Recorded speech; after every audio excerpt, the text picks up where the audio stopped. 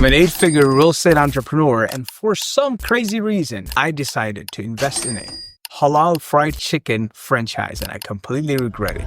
Now I'm going to share the lessons I learned from this story, and I'll actually reflect on myself, my decision making, and hopefully you guys can benefit too, why we should not chase the next shiny object, but instead focus on our core competency and make it even better. All right, so the story is as follows, guys. So I think it was end of 2022 or beginning of 2023. We're going to share all the receipts so you guys can see. I don't remember clearly right now, but basically an opportunity came to a gentleman, and I want you guys to follow the story closely. So this gentleman, we're going to call him, let's say, Mr. John.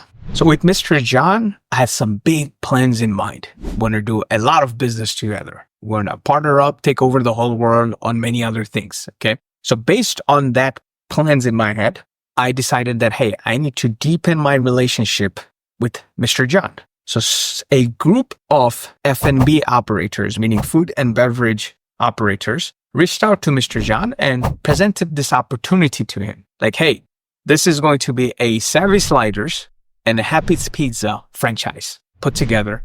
And you guys can come in and invest here.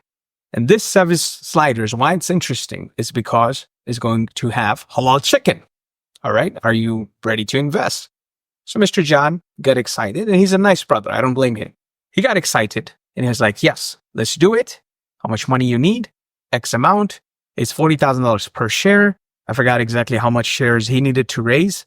So basically he called me like, Sam, here's this opportunity. I've been waiting for this for a long time. Now that we got it, I think you need to get in. I need to get in. And if you get in, we can convince 2 or 3 other people to get in as well. And we can all get into this halal chicken franchise, right? So in my mind, I was thinking, look, I don't even know those people. I just know of them from the community.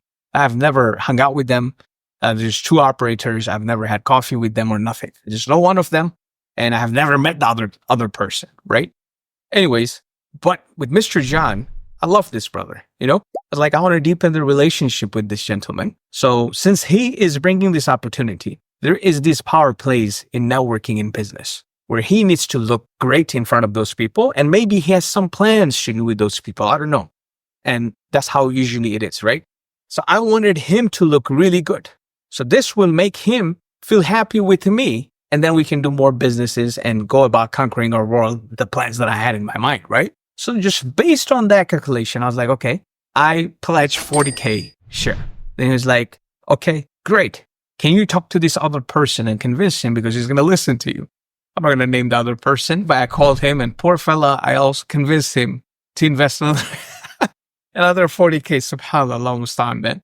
All right. So this 80K, and I was like, okay, we signed the paperwork. I think we signed it electronically. Everything is done. And the returns that were promised was 30 to 35% return a year and much more. We're going to do this. We're going to go open up all the franchises. I don't get, and for lack of better words, turned on by F&B investments. But my main goal was to make this brother look great so we can solidify our relationship, deepen our relationship. And that's sometimes done in the networking game. And so we can go further, right? Basically getting married in the sense, right? In business. Now, fast forward, they were supposed to open up after we invested within like 2 or 3 months, the brand new store.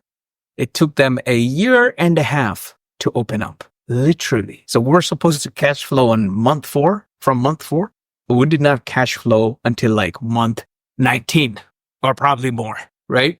And then once we started cash flowing, the operation, the management is horrible. I don't know whose fault it is. I don't know if it's the management's fault, it's employee's fault, whatever it is. But the way I look at it, if my company is not profitable right now, it's no one's fault but my fault, right? I'm the operator, I'm the manager. If it's not operating properly, if it's not being profitable, if it's not turning out profit for investors, for any real estate deals or anything that we're doing, it's nobody's fault, but it's my fault. It's not the economy. It's not the interest rate. It's not the employees' strike. Whatever the external cause might be, it's my fault. That's how I look at it. But regardless, it's been almost, I think, 2 years now. And I got 2 or 3 checks. And when you calculate, it's less than 2 or 3% I made in 2 years. So it's been a horrible investment. And the main reason I did it to deepen my relationship with Mr. John. Did I actually deepen the relationship? Actually, no. We're not doing any business together now. That's for another day. But, Nothing wrong. Great brother, but probably he was naive. And I was more naive in actually just taking his word for it and not doing any due diligence and going for that shiny object because I thought I'm chasing a bigger goal, a bigger purpose. So the lesson here is always before you invest in any business.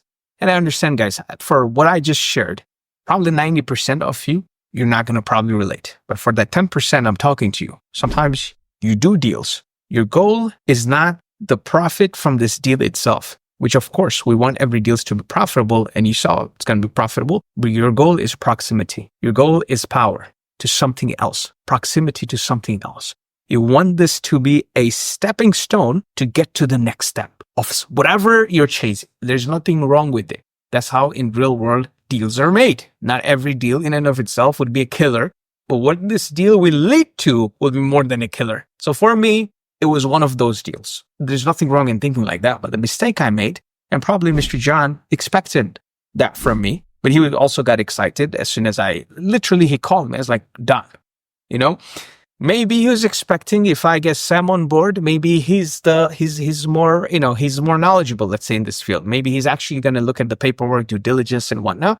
But literally he called me and he said, I know one of these partners very well from childhood. I trust him. And this is what I've been waiting to do for a long time. Can you please invest? I just said yes. But the mistake is I should have actually done the full due diligence because they own other restaurants. They operate other restaurants. I should have called those investors and be like, hey, are you happy with your investments? What kind of returns are you getting?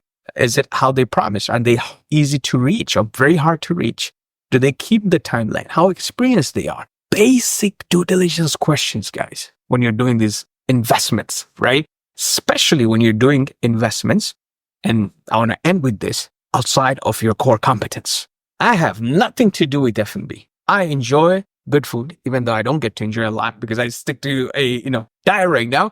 I love food, man. I love meat. I love chicken. I love all types of food other than desserts. But anyways, I'm not from F&B business. Just because I enjoy food does not mean I know anything about any sort of restaurant business, right? So this is not in my core competence. I should not invest. If I invest, I should actually consult with partners, use my common sense, do more due diligence than I would do if it was within my core competence. So again, horrible mistake. And the primary lesson here is, guys, do not always fall for the next shiny object. You rather follow the formula of invest in yourself, invest in your own business, and not a bias, but invest in real estate, right? Because these three things will always get you proven return. And like I said, of course, invest in yourself first, then invest in your own business. I stayed broke. My personal accounts stayed broke. My business, I try for them to be rich. We invest back into the business, right? Then whatever cash flow we produce from those businesses, invest in real estate. Not because it's my core competency, but that's what top 46% of ultra high net worth investors actually park most of their assets in real estate. I just try to follow what the big players are doing. And ultra high net worth investors are 30 million plus, so I invest in real estate. Moral of the story, stick to what you know. If it's aside of your core competence, do the due diligence, fellas, and don't make the same mistakes like me when my 40K is stuck. I don't know if I'll ever see it back, even in cash flow terms and capital. I have no idea. All right, now if you found this video beneficial and you want more contents like this, and if you want to develop your core competency in real estate specifically, follow. You have listened to this whole video. I think last time someone showed me, 90% of people that watch the videos actually are not subscribers. If you guys found benefits in it, please subscribe and we'll drop more gems and we'll make sure you become a battle-ready, lethal warrior when it comes to real estate. Sam, just one point though, bro. Have you ever even been to that restaurant? No. Till this day, man, I have not been to the store because I am not interested. I was more interested in this relationship to deepen. Did not deepen. Nothing happened. Actually, nothing happened.